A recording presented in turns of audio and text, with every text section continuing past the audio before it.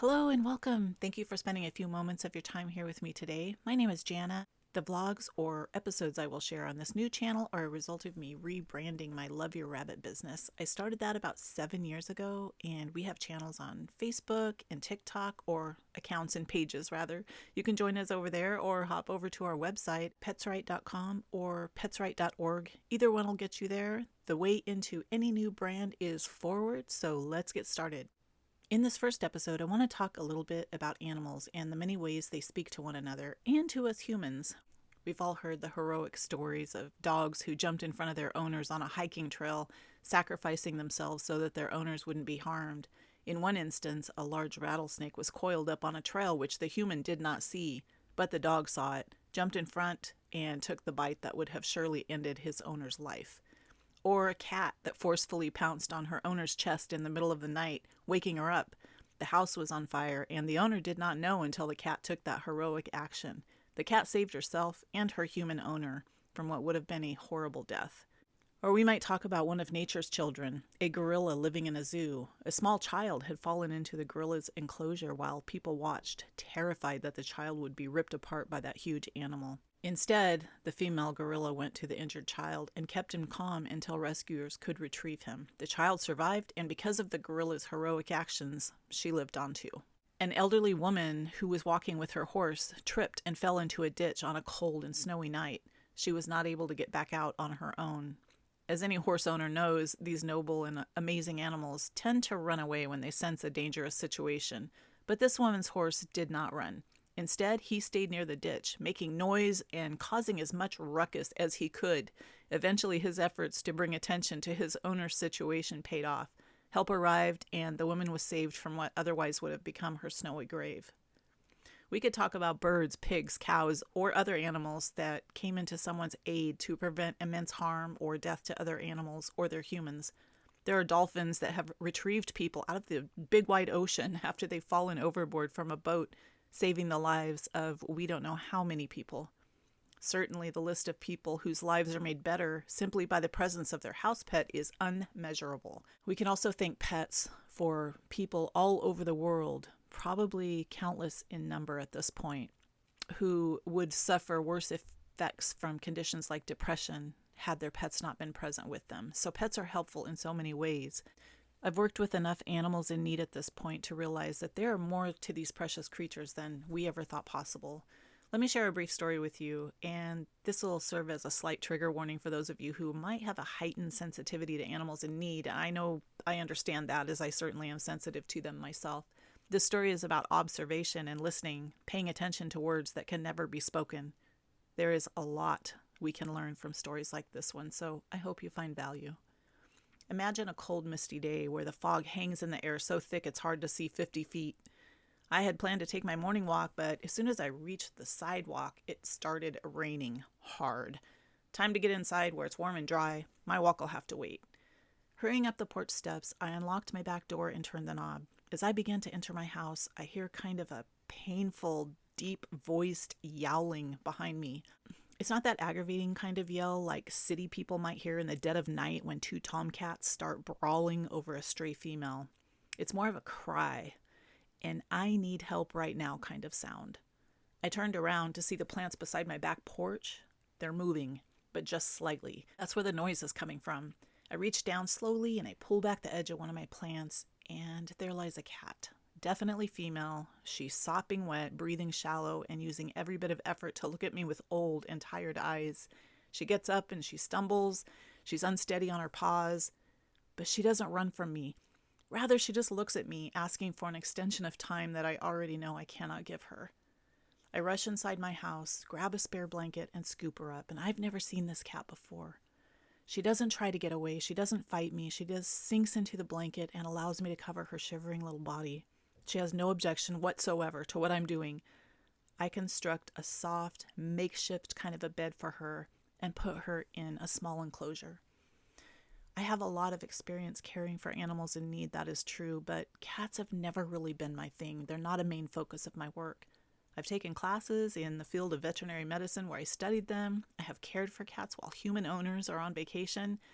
I took over a homeless cat feeding station last year, and I worked with several homeless and feral cats, but that's the extent of my knowledge. Fortunate for me, I've been around animal people long enough and caretakers and rescuers that I do know some people locally who have the experience caring for cats 24 hours a day, so I called Lynn. She dropped what she was doing and rushed to my house to help. Even though I was not a cat expert specifically, I do have quite a bit of experience with body language and base natures, the biology of certain animals, in particularly pets. And I've become adept at learning what animals are saying. No words needed. So for that reason, I knew some things about this cat before Lynn ever arrived. And when Lynn did arrive, she confirmed what I had suspected. She also confirmed that this fur baby was in the final hours of her life. Lynn reminded me that no cat should die without a proper name. And since we didn't know her former name, we named her Shelley. Lynn had a veterinary technician friend come to the house just as a triple confirmation of what we suspected, to see if anything could be done for this cat. The veterinary tech confirmed that we already know what's coming, and she left. Now those two, Lynn and the vet tech, they have experience with cats, years of experience, and again, I just had a little bit of experience, but all three of us came to the very same conclusion about Shelley just by observation. Lynn stayed with Shelley at my house, rocking her back and forth, calmly talking to her as her breath continued to slow down. Finally, little Shelley lifted her head and let out a final, subdued yowl. The next breath she took was her last. Shelley's journey here had come to an end. We buried her with my family's rescued animals that had already gone over Rainbow Bridge, and just as no pet should die without a name, we really believe that pets need a final resting place with other furry friends that have gone before them. I don't tell you this story to make you sad, although notably it is a bit sad. What's more sad is how common this type of occurrence really is. And people that work in animal caretaking or take in animals from rescuers, they know this is true. Owners who spent years caring for their pets abandon them or dump them when their pets need them the most at the end of their lives. Often it is because the human owners know that the final veterinary bills could be very high, and they don't want to be faced with that kind of decision to either euthanize their beloved animal or pay thousands of dollars to extend their pet's life on a maybe. Maybe the pet will live after these thousands of dollars. Whatever the case in each individual situation, we know that from Shelley's unspoken words that she had a good home, probably her entire life. The veterinary tech estimated that her age might be over 15, 16, 17 years old, so this cat lived a long, long time in the care of her human owners. But at some point, she started needing expensive veterinary care, and from observation, it was clear that her kidneys were also failing, and that's an expensive treatment process if it can be treated. And so someone decided that dumping their pet on the street was the better option for them, for the humans, without really much thought to what the cat needed. Rescuers and animal rehabilitators see this type of thing often, as I said before. This is a real-life story that happened just a few months ago here, and I did not know this cat prior to that day, but I knew quite a lot about her just from observing. I watched the way she moved, and it all told a fairly accurate story about what Shelley's life had been like up to that point. As I said, my observations and assumptions were confirmed by two people who did have the expertise about felines that I did not have.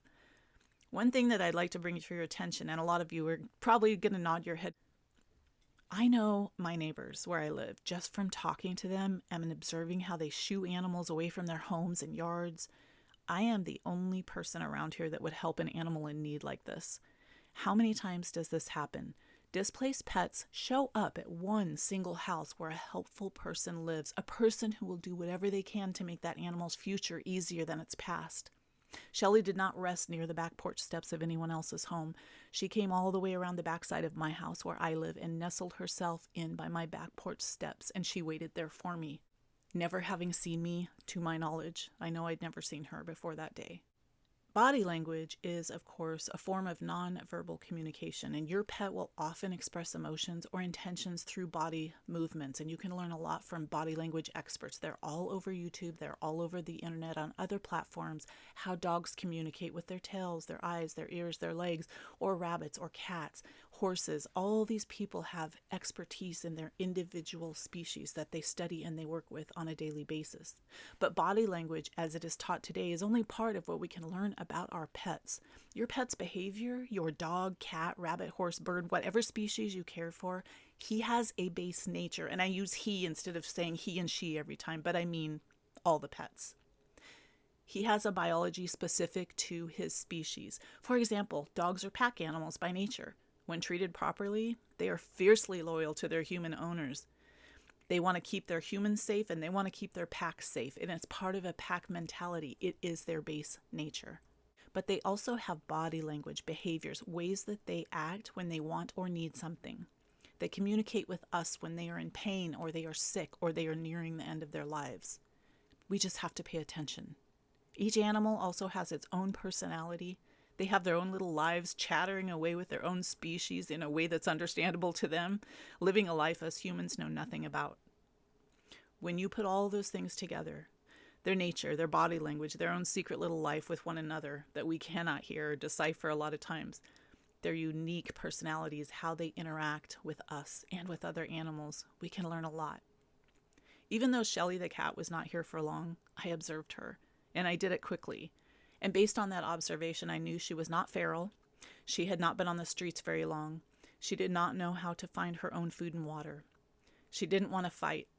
She had been someone else's pet for a long time. She had never once tried to get away or hide. She was immensely cooperative, and she was asking me for help.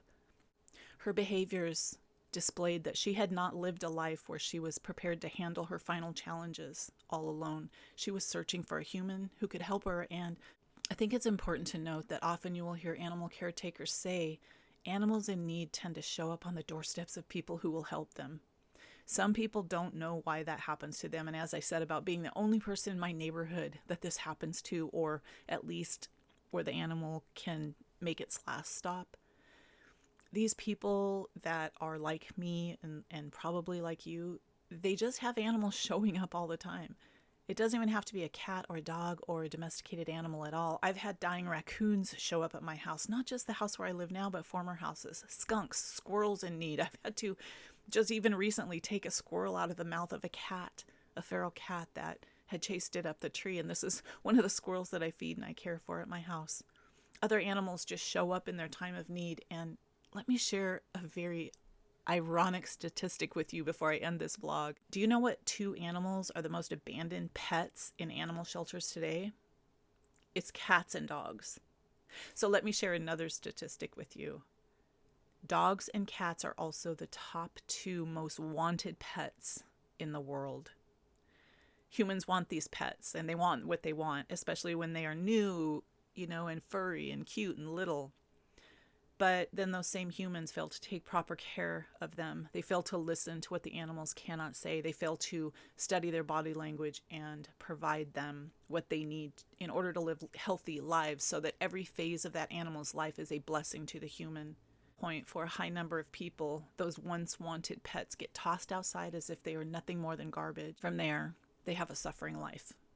If you want a pet, please consider visiting one of your local shelters. There are many animals that wind up on what we call death row today because those animals don't have a home and the shelters are so crowded and the rescue organizations are working so hard. And I know just from my personal experience taking in rescued animals that other people discarded, it's tens of thousands of dollars and so much time that you give up your sleep and you give up your work time and you give up a lot just to provide those animals with the rehabilitation work they need and bonding them with other animals so that they can, have the attention they need when you can't be with them all the time. And there's just a lot of work and money involved in that. And you can only take so many animals in. Please consider visiting a shelter if you or a loved one wants an animal and learn about that animal, whatever kind of species you choose. My hope is that someday we will all learn to listen more intently because animals do speak in many ways. The question is, are we listening? If you find value in these episodes, please press like and also subscribe to this channel. We're growing, as I said before, and we also have amazing content over on petswrite.com. As I said, petswrite.org will also get you over there. The website, we have free magazines that you can download right from our website. We have our starter episodes or starter editions up now. Cat Chatter Magazine, Dog Chatter Magazine, and Rabbit Chatter Magazine. These beginning kind of issues, the short versions of them, they are available right now this minute. You can hop over to the website, download them, and I'm sure you'll get some value and enjoyment out of that. And over there, if you'll leave us your email address, we promise never to spam you or your information. Until the next episode, have an amazing day and stay awesome.